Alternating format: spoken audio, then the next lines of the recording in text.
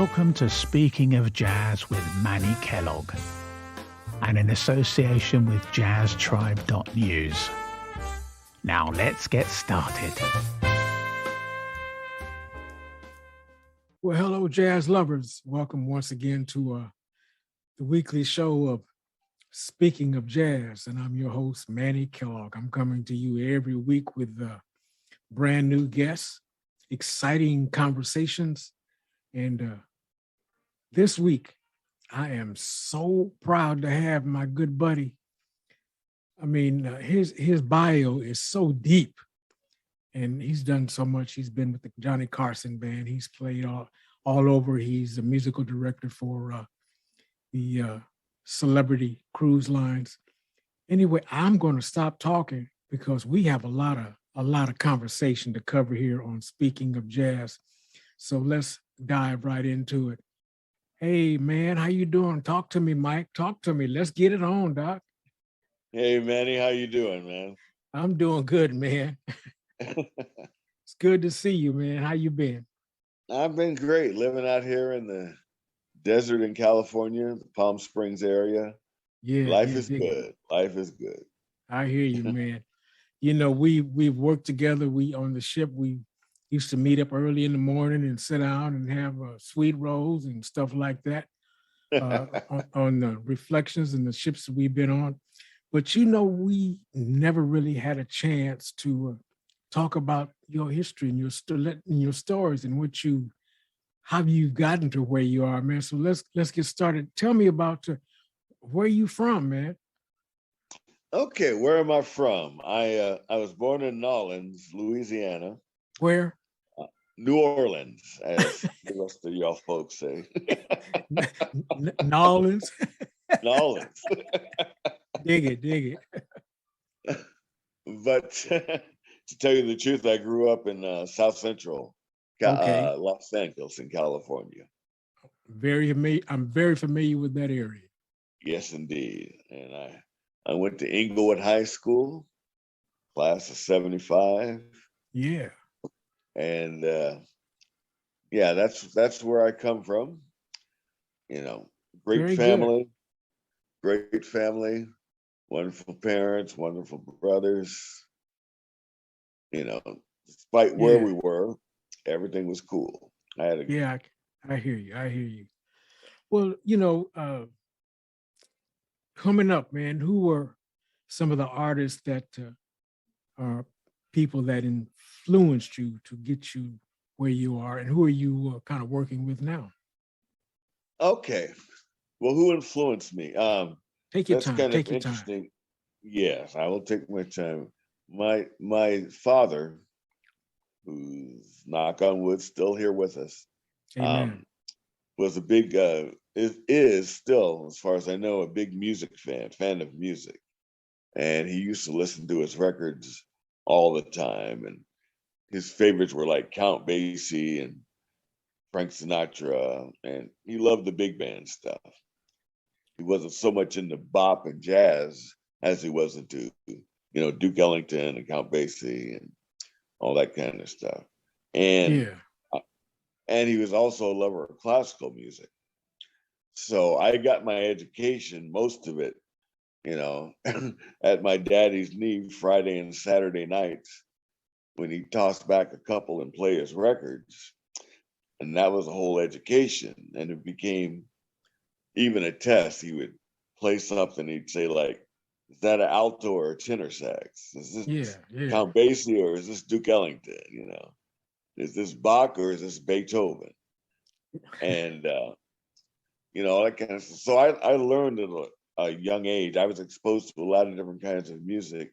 And not only that, the differences of these various kind of genres was explained to me on the way. So I had a really good understanding as to, like I said, the difference between Ellington's band and Basie's band. Okay. A lot of folks these days don't even know about that. Right. Yeah. Or, I know what you're saying. Yeah. Or Benny Goodman's band or Buddy Rich's band or that kind of stuff, because that's the stuff you would listen to. Yeah. And, hey, as we know, there's stark differences to all these different kinds of bands, even if they're in the same genre. Just like in classical music, there's a stark difference between Beethoven and Bach. And if you just know what's happening, then you know what's happening. Yeah. So that was a really early influence. Very good. Yeah. Did you? When Did I got you? into high school, go ahead. I was just saying. I'm sorry. Did you? I think you were just getting ready to go there.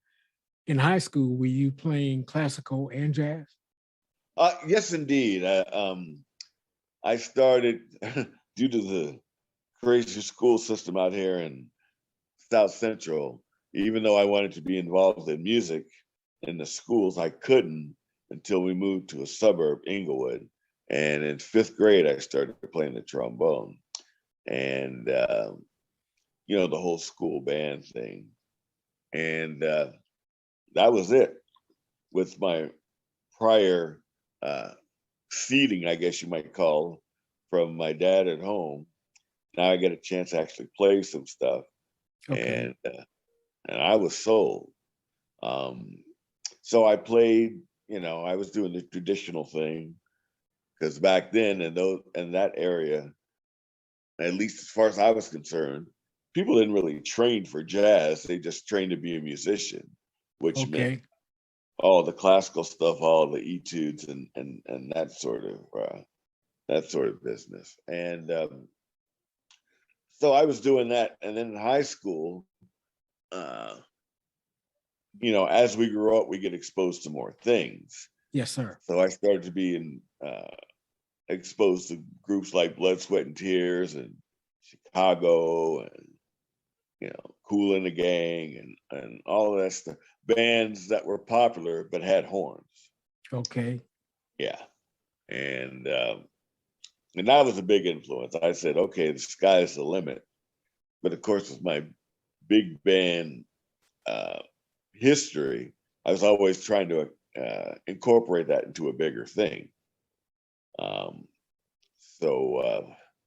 once I found out, or once I saw that, you can be a musician playing popular music and things can work out for you, in that kind of 1950s, 60s era of this crazy American dream that never really existed.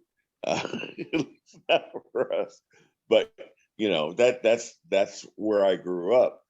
So I was thinking, hey, this could be done, and I love to do it. So let's go with that.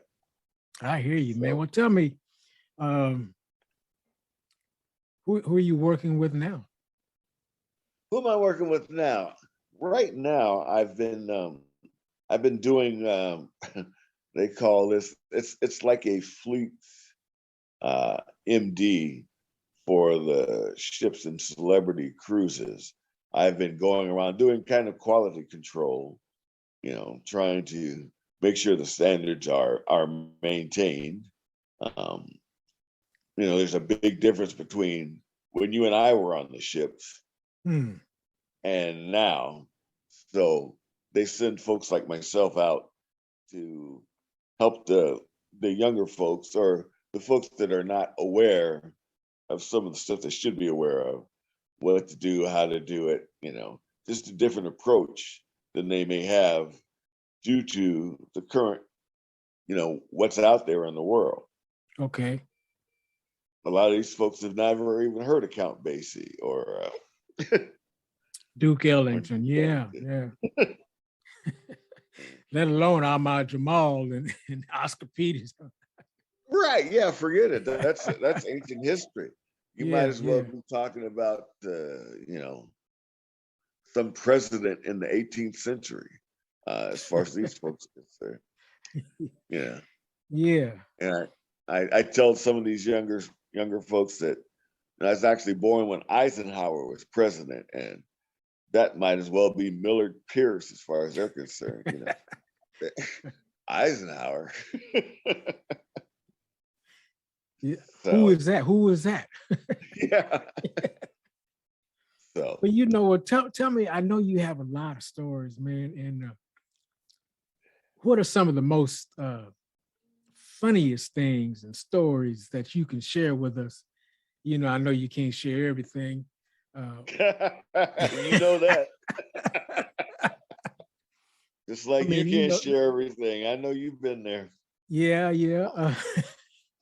I mean, I want you to share some of the funniest things, man, you know, that hit you upside the head with, you know, like Caledonia and hit you upside stuff, you know, just tell me tell me some of the funniest things, brother.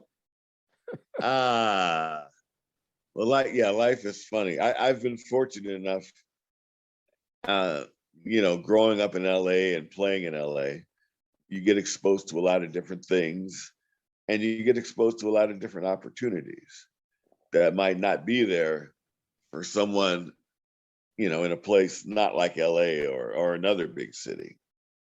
So you know, growing up in Los Angeles, as I said, you know, you're right there in Hollywood, more or less, and you get exposed to a lot of stuff, and you have opportunities that other folks might not have.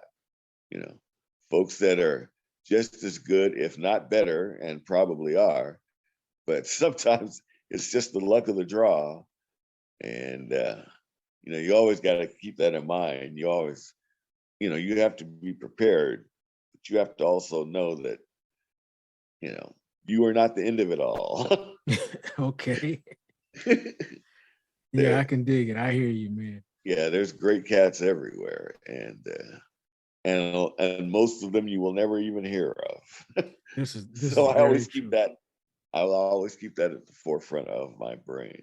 Let's see, a funny story. I was fortunate enough to play with Doc Severinsen for many years. Doc Severinsen from the Tonight Show. We're going to get into that too. Yeah, I say that like that because the last ship I was on, these guys in the band had never even heard of Johnny Carson, let alone Doc Severinsen. Yeah. But one time with with Doc, we were on the road. I think we were in Milwaukee somewhere, and you know, I walked in the coffee shop, you know, rolling like I do, and Doc was there, and we sat down and we were having a cup of coffee or whatever, and he looked at me and said, Mike, I gotta go. You're attracting too much attention. Now, I was dressed in my normal stuff, you know, which might have been a little over the top. But this is Doc Severinsen. How can you over the top this guy? But he thought it had happened. So he said he had to go. Another funny story with Doc. One time we were in Phoenix playing with the Phoenix Symphony, and there was a get together, meet and greet type of thing, which at that time I didn't really know what that was, but you know, I said, sure, let's try it out. So what they did was set band members at each of these tables with these boosters. And so we were talking, and I happened to have on my African diaspora garb. You know, I had it on and this and that. And no big deal. Like I said, normal dress for the for the 80s and 90s. And this lady, very kind lady, she said, "So, are you Muslim?" And I said, "No, I'm not Muslim." And she was thinking the dress was because I was a Muslim. Yeah. Said, well, why are you wearing that? I said, well, they're affectations of a culture that I've been completely divorced in, you know, growing up here in America, as I have, being an American. We don't really know anything about this, but I like the clothes, so I'm wearing them. That's what's happening. And she didn't understand that at all. And neither did anybody else at the table. And yeah, there's a lot of situations where I've been kind of a stranger in a strange land. I know you know what I'm talking about. Yeah. You know, I even find that here. I was talking to my wife about it the other day. I mean, here I am sitting in, Palm Desert, and this is not where I grew up. and Yeah, and and this is not how I grew up. And the only thing that's got me there is music. I hear you. I hear you. And being fortunate enough to be exposed to some of these great players and great bands, and learning a lot from all of them. It's as we travel, man. You never. I feel you never get too old to learn. You're always I'm always in a keep myself in a position, in a place to take in new things, listen to people all the time, like and each show that I do, man, I'm learning from my guests. So I know just what you're saying. Yeah, and you can learn from everybody. That's Even true. the worst cat on the stand, you can learn something from him. Yeah. No, not to play that when you're not supposed to. Yeah. That another thing. And maybe he has another part of his life that's more elevated than yours, even though the playing might not be. So you can learn that. That's right. That's right. We're all different facets, and it's not like I thought it was when I was growing up. I was talking about that whole 1950s, 60s, father knows best type of thing. That ain't the way the real world was. Not then, and certainly not now. Yeah, I hear you. I hear you.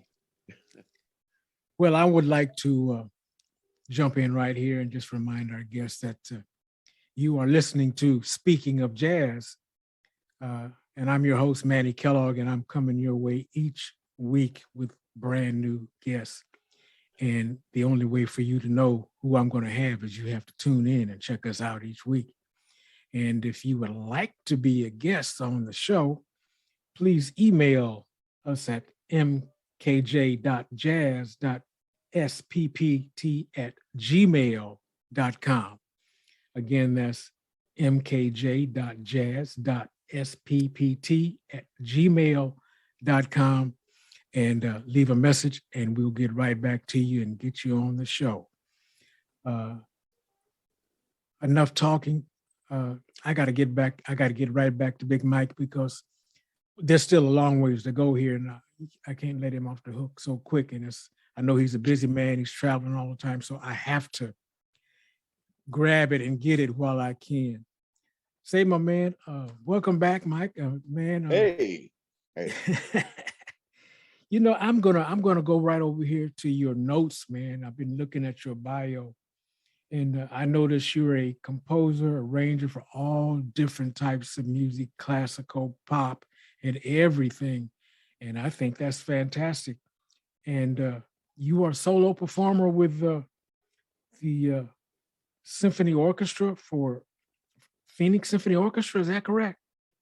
Yes. What that's about is I was lucky enough to get called to play with Doc Severinsen. Okay. And Doc is a great musician. He's a wonderful cat. And he had lots of irons in the fire, including conducting, being a pops conductor for many of these orchestras, Phoenix, Minnesota, Buffalo, et cetera, St. Louis, as I recall. There was a very many people that had Doc, lend his talents to their projects. And I would go on the road with Doc. He would take like a rhythm section and a couple of horn players, and we would be the jazz portion of the symphony orchestra. Okay. And we would play concerts. So that's where I did that soloing thing with Phoenix and Minneapolis, Milwaukee, maybe, Buffalo. There was quite a few. And of course, that was years ago. So it's a little bit foggy, but we went all over the country. Yeah. Playing in various, and of course, Doc was on the road. He was on the road when the show was still going on.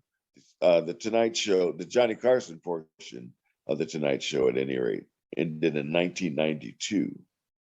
But Doc took off on the road right after that, and we were on the road quite a bit. And when he had his first retirement in 2007, that's when that stopped. So from like 88, 89 to 2007, I was playing with Doc, both on the Johnny Carson show and with him on the road. Well, what was it like being in that Tonight Show band? How was it working with Doc and working with Johnny Carson? Can you tell me about it? I'm interested, man. That's exciting. Yes, well, getting the call to play with Doc was like a dream come true for someone like myself. Yeah. And having a chance to play with all my idols and heroes that I'd grown up listening to, on the TV every night, and now you get a chance to play with them. Some real pioneers were in that band, Doc, Ed Shaughnessy. Yes, the drummer. Yes. Also Tommy Newsom, great player, great arranger. Nobody knows about that, or a lot of people don't. He's a wonderful arranger. Ernie Watts, Chuck Finley, Audino, all these cats were great. Gil Falco. Ernie Jack. The names just Snooky Young. The names are just so many of musical royalty that were in that band. Connie Condoli. I can't remember them all. Really? But playing on the show, we had a chance to back a lot of major names that I probably wouldn't have got a chance to play with, and didn't play with them for long. But anybody who's seen the show now, they have a musical guest every night. And back then it was people, more to our generation, like Melissa Etheridge or Gladys Knight, or the names just go on. Rosemary Clooney, all these names, and having a chance to play with them, share a stage with them, and just learning from them, because by the time I was there, these all were seasoned, excellent, musical professionals. If you don't mind me asking, how old were you when you were in that band, that Tonight Show band? I think, well, let's see. Let's figure it out. If I started in 89 or 88, if I was born in 57, I don't know, 30s, I suppose, in my 30s. Okay. And because of that gig, as I got a lot of other gigs, and playing with legends like Louis Bellson, and I did his band for a while, and just so many phenomenal musicians that I've had a chance to share the stage with, even into the pop scene. I did a lot of Motown artists like Aretha Franklin, Gladys Knight, as mentioned before. Yes. Stuff with Stevie Wonder. I've been very blessed. Some of my, I remember I got a chance to play with Dizzy Gillespie at the Playboy Jazz Festival. I don't know what year that was. I think that was before the Tonight Show. Really? Yeah. And that was, this is actual history that you get to participate in. Yeah. It's still mind-boggling to this day. Some of the folks that I've had a chance to play with and be with, and hopefully contribute to their artistry. Yeah. You have quite a legacy. Say that again? I said, even the great Manny Kellough. Oh, Lord have mercy. Yeah, well, bless your heart, my friend. Bless your heart. I'm looking at your notes, man. I see here where you actually worked with my legend, my boss, Mr. Billy Preston. When did you do that? Oh yes, Billy Preston. That's a phenomenal musician. We played a jazz festival out here in California, Long Beach, California, Okay. and it was a blues festival or something, and got a chance to play with Billy. That cat is amazing. When he Yes, yes. what he can do with an organ is beyond words. Beyond words. He was definitely what you say a musician's musician. Yes, indeed. When Billy, I can remember when we were traveling and doing concerts and shows. As a matter of fact, we did a Johnny Carson show one time. Oh, And okay. yeah, this was, I didn't know too much about it back then, but it was a highlight in my career. Sure But I it can was. remember when we would be on stage, man, playing and on the side of the wings, it would be full of people watching the show from just other bands, standing in the wings watching us play. And especially when Billy would get up and start doing his thing, he'd pick up the piano and be playing it around his shoulders and stuff. It was back then, as you would say, it's mind-boggling, man, to just, like, I remember some of those days like it was just last night, Yeah. and it was like 45, almost 40 or 50 years ago that was taking place. It's amazing, But yeah, he was known as the musician's musician, and I miss him dearly, Like he's not even gone. A lot of times I have dreams about Billy, Almost seem like Yeah. we're on stage somewhere, Yeah, that man could whip that B3. I Yes, he mean, could. he had all parts of that thing. And then he would Figured out. get up from that and go sit down and play the baby grand, Yeah. and wear you out on the baby grand, Yeah. So it's mind-boggling to look at your resume. Like I told you, it's deep, man. It can go on and on and on. And I'm just so delighted to have you. I'm glad you took time out your busy schedule to be here. oh yeah. And I would like to jump in again and let our guests know that you're listening to Speaking of Jazz with me, Manny Kellough, your host, and I'm coming your way each week with new and exciting guests. So again, you never know who I'm going to have until you tune into Speaking of Jazz with Manny Kellough. We're going to keep moving here. Enough said there, and I'll get back to you about that later on. I want to move on. What are you doing? Are you doing any current shows? Are you doing any tours? Are you recording or anything, my man? I am not doing any tours or recording too much right now. I have been concentrating on just this new job with the Celebrity Cruises, that quality control. I'm just kind of living the life at this I moment. Hear you. Yeah. And those days, I imagine those road days are long behind me. And Yeah, I hear you. We're pretty much OGs now. yeah, man. It's especially like you talk to the people that are out there today, and they don't have any idea who you're talking about or what you're talking about, and so it's like the world is moving on. Yeah, I thought everybody would know about Johnny Carson forever, but that ain't the case. Johnny Carson, Doc Severinsen, Yeah. Let alone Merv Griffith. That's just yeah. That's just unheard of. They don't know. Yeah. One thing I do want to say, I want to give a shout to is one thing you may not know actually is I've played a lot of Latin music, salsa music. Okay. And if you look at the notes, you'll see I was with Tito Puente for a while, and I saw that. Talk about it. Yeah, that was another great mentor, and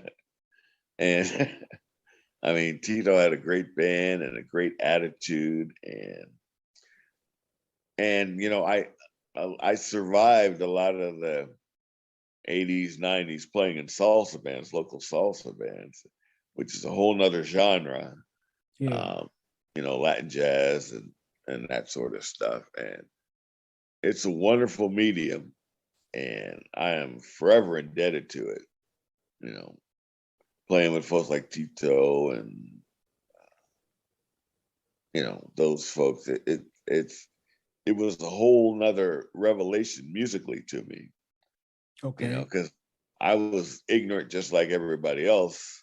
I never heard salsa music, Celia Cruz or, Tito Rodriguez or Tito Puente for that matter. And when I had a total immersion into the music and culture, and it was eye-opening. There's other ways to look at one. Yeah, I hear you. Yeah, I guess that's an inside musician joke, but I understand what you're talking about. Yeah, I know you do. Yes, sir. And I mean, how many times I say, do they know where the one is? Where is the one? and sometimes cats who grew up like we did could not make that transition. Very fine players have not succeeded in other genres because they just couldn't cop the groove. And as you know, it's all about the groove. And playing, like you said, playing Latin music is a whole nother world. Yes, it's a whole nother world. It's a whole nother world. Like you said, where's the one? You gotta, I mean, if you can't count, you're in trouble. Right. You gotta know what's happening. And if you can't, like I said, many fine musicians have not been able to make that transition for whatever reason. It's not because they weren't great cats. They just, didn't get the groove. And as I've grown to find out, the groove, the swing, is the most important thing in any genre of music. I hate to be cliche, but like Duke said, if it don't got, it don't mean a thing. It don't mean a thing if it ain't got that swing. And I'm a firm believer. I'm a firm believer of the swing. Yes. I love the swing. Oh, I do. And you insist on the swing. Yes, I do. Let that doggone quarter note breathe. Don't play it like it's a march. Let it breathe. It's like you gotta swing. And a lot of cats ask me, man, young cats say, "Hey, Mr. Manny, can you teach me how to swing?" I say, "No, I can't teach you how to swing, my man. But if you come to one of my gigs and sit down and watch what I'm doing, you might get it." Because swinging is something, it's a feel. You can write all you want, write it out all you want, but it's a feel. It's a certain feel that comes with swing. Like you say, it don't mean a thing if it ain't got that swing. Right, and that's in this job with celebrity, I've been trying to impart at least that vision of swing to some of these cats that aren't familiar with it. And a lot of the stuff we do is listening. That's right. Because you got to listen. And once you listen to stuff, whatever it is you like, you try and emulate that to a certain point and then put your own stuff on it. But you have to have the core. You have to have heard it before or have felt it before. Because otherwise it ain't going to happen. Yeah, you're right. Yeah. That one tune that I used to always request that you play when we used to come sit in with us. Do nothing. Nothing till you hear from me. I love that tune. And I've been loving it ever since you brought it to me, man. Yeah. I just love it to this very day. Do nothing till you hear from me. Yeah, I love that, man. Yeah, that's wonderful. We've had so many good times, especially just the laughter like we share now sit on the ship up there eating breakfast and stuff, just sit there laughing about stuff. And I really enjoy it. I was so excited when you accepted to be on the show because I knew I was going to have a good laugh and a good time, because that's the kind of cat you are. Yeah, well, that whole ship industry, again, that's a different world, Yeah, it and is. it ain't for everybody. And I wouldn't even recommend it for most people. Yeah, yeah. Why you say that? Why you say that? Well, although it can be financially, it can be an okay situation, although that may be doubtful. But I always thought that playing is better than flipping burgers, if indeed that's what you want to do, is play. Now, if you want to That's be a right. chef, flipping burgers might be just the thing for you. But if you want to play, I always thought that playing was more important than not playing. So, in this gig economy that we are all living in these days, playing on a ship might be a reasonable alternative for people.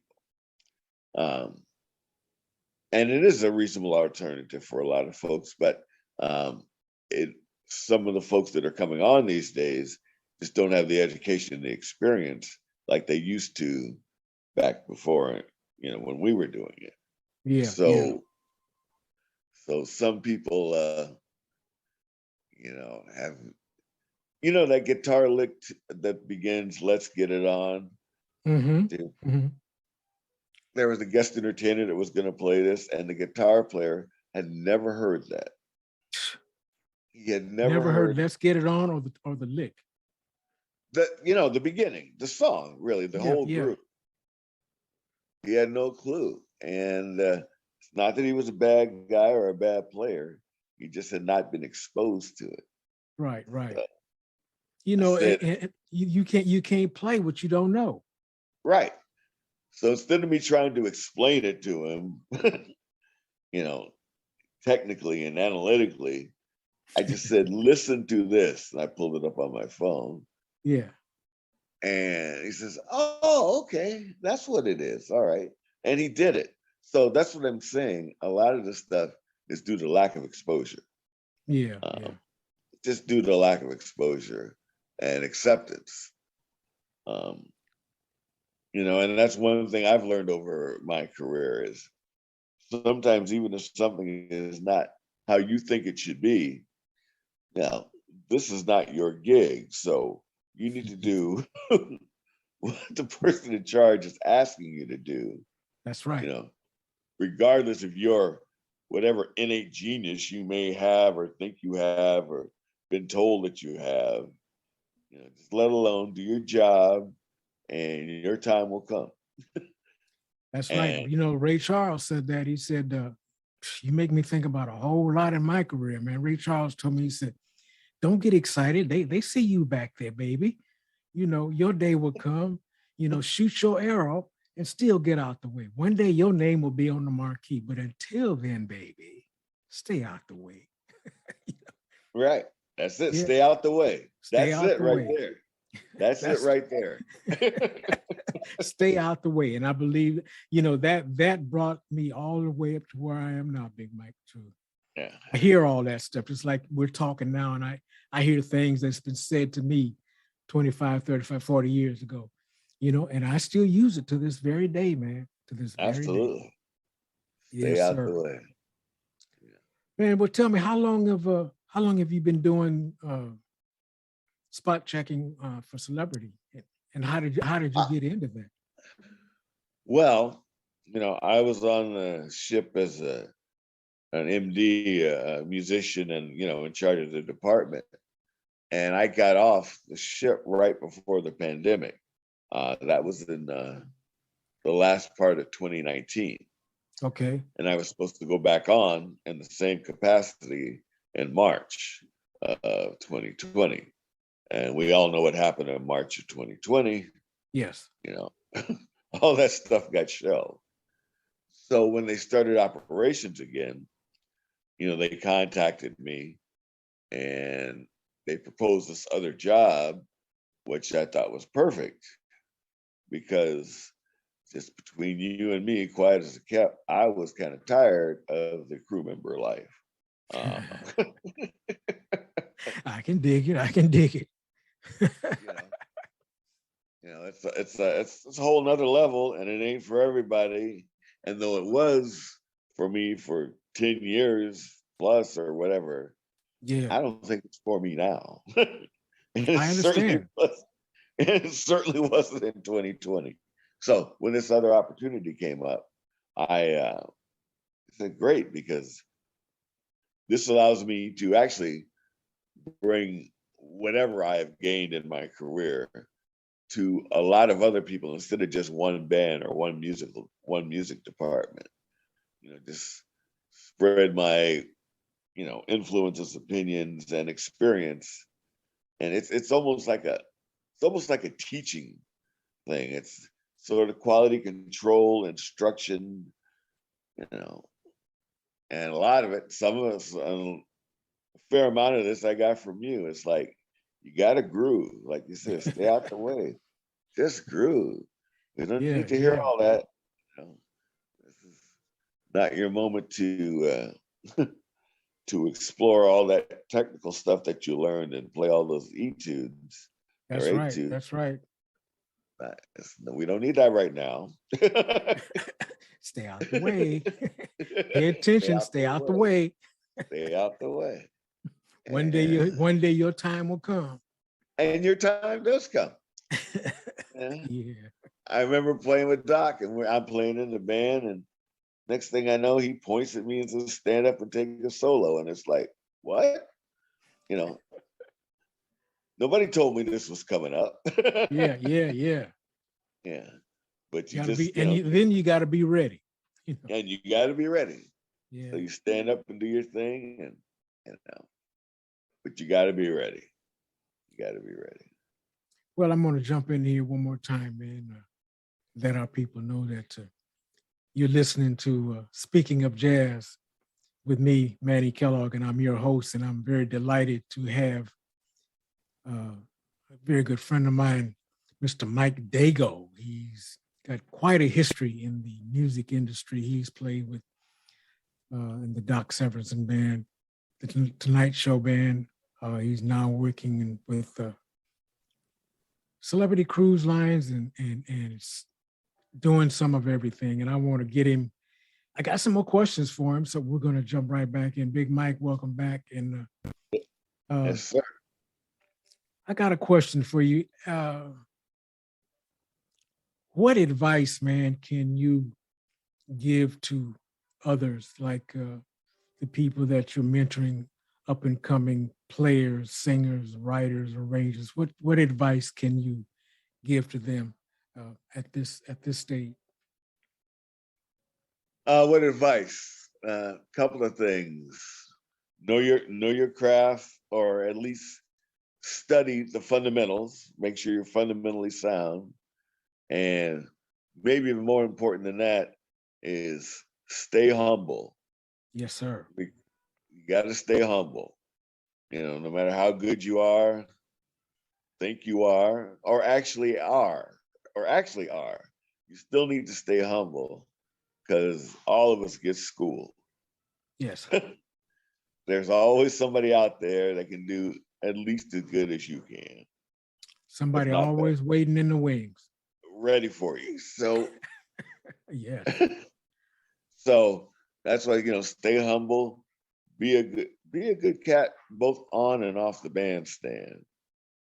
That's probably a real big one as well. Don't be a jerk.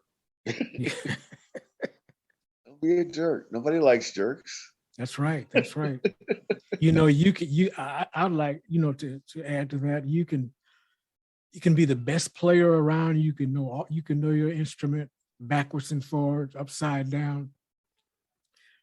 But if you have an ugly inside and your attitude is wrong, to me, that just makes you an ugly and horrible person, man. I don't care how good they play the instrument or sing. If your attitude is bad and your insides are bad, to me, you're just a horrible person. I can't deal with you. Yeah, that's true. Nobody wants to deal with that. In any segment of life, music, politics, interpersonal relationships. No, nobody wants to deal with a jerk. Ever. That's right. That's right. So that's the advice I could give to people. youngin coming up or otherwise, don't be a jerk, be humble, and stay fundamentally sound so that when your moment does come, you're able to answer the bell. Yes, sir. Because, you don't get too many chances to ring that bell. If they put you out there with that clapper and you fail to ring it, you're not going to get too many more chances. You That's might right. get a couple, but if you're not ready for the moment, when the moment comes, You may might not wanna get look it again. at Just that's the bottom line. You just may not get it again. You got to be ready. We Gotta be mentioned ready. that earlier. Well, I And have. another thing, Go ahead. Go ahead. I'm sorry. another thing I have realized over time, and it took me a long time to come to this, so it wasn't something I already knew, but in our field, music is for everyone, and everyone experiences it differently. So you don't have to be a virtuoso to be a good musician or to enjoy music. And if folks around you are not where you think they should be, that's on you. That's where you think they should be. They may be just where they need to be. And if you want to be a hobbyist musician who plays on the weekend, and that's totally cool. If you want to be somebody who has a guitar and just knows a few chords and plays on top of spaghetti on the weekends on a campfire, that's cool too. Everybody doesn't have to aspire to be a virtuoso. Yeah. And as I've sort of hinted at before, being a virtuoso doesn't guarantee you anything. Because there's more to it than just the black and white of the notes on the page and your interpretation. Yes, sir. Lots of factors. So that's why we all need to stay humble and never think we've got it, because there's always more to learn. That's true, man. That's so true, man. I got one more that I got to hit you with. All right. And I want you to strap on, because this is one that I'm coming from the hip, Doc. All right. And my question is now, what is jazz to Michael Daigeau? What is jazz to Michael Daigeau?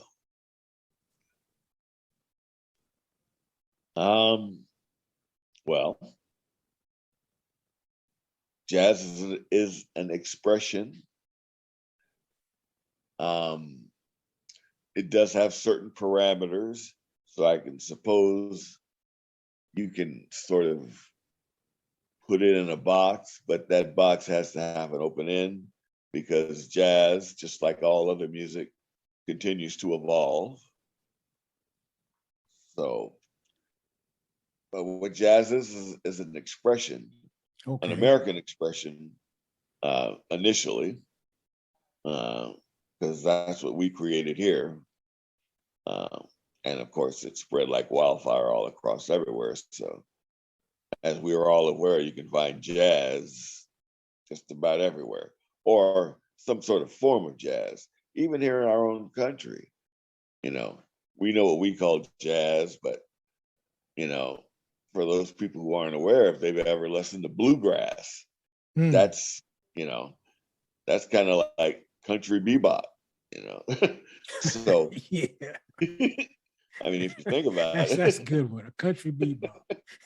Yeah, and that stuff's great.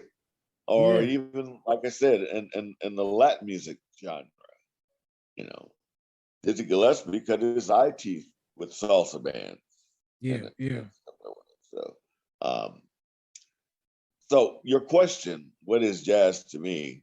I mean, and I know you know this when you asked it, it's kind of an open-ended question, because even if I can define it in all its various parameters, that's going to change within the next moment, because, as I said, it continues to evolve. Okay.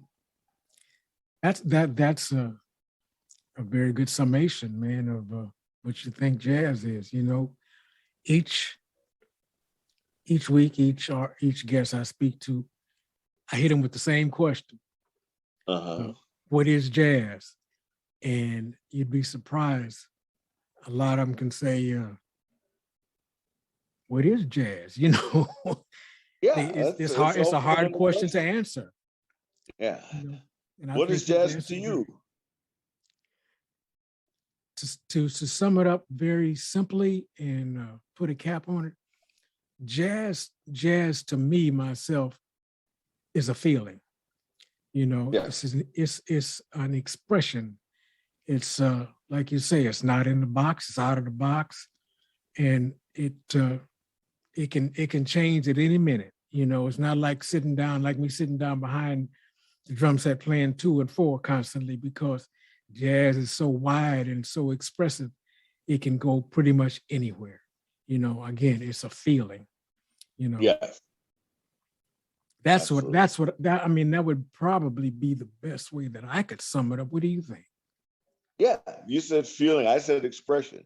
It's you know, they're coming from the same They both place. kind of work together, don't you think? Absolutely. Yes, sir. Yes, sir. Well, you know, man, I'm so delighted and excited to have been able to have some of your time on this particular episode of Speaking of Jazz. And again, listeners, you've been listening to the great, the legendary Michael Daigeau from the Johnny Carson Tonight Show band. And I'm so excited to have been able to grab him and hem him up this week and sit and share some stories and laugh a little bit. Not only is he a great person, but he's a fantastic musician.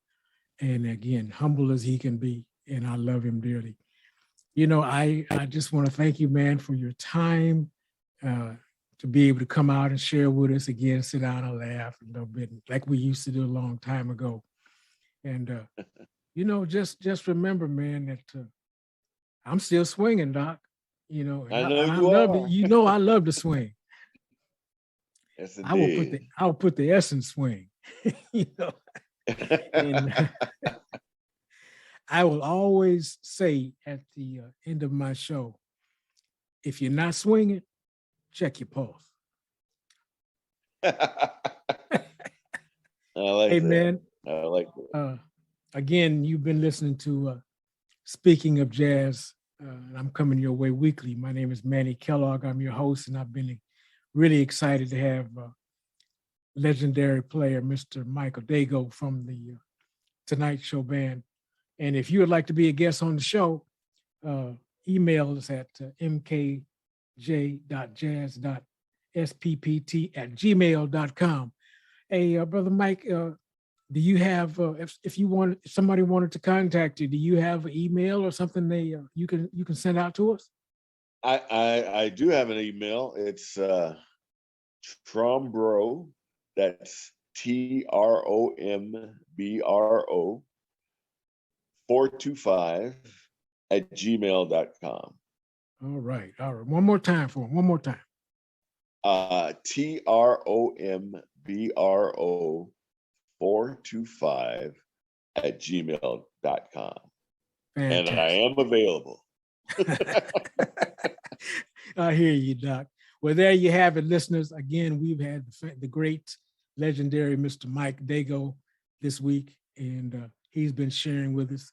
And if you're just now tuning in, you've missed a great interview, but you can always catch us. We're on all the iPod platforms, iHeartRadio, Spotify, and all of those.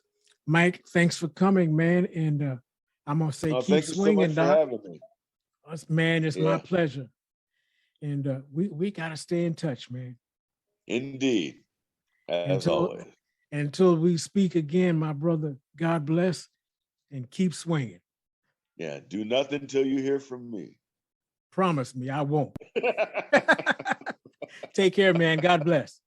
All right, out. We hope you enjoyed the show and thank you for keeping jazz alive. Don't forget to follow us on our social media channels. All the links are in the podcast description.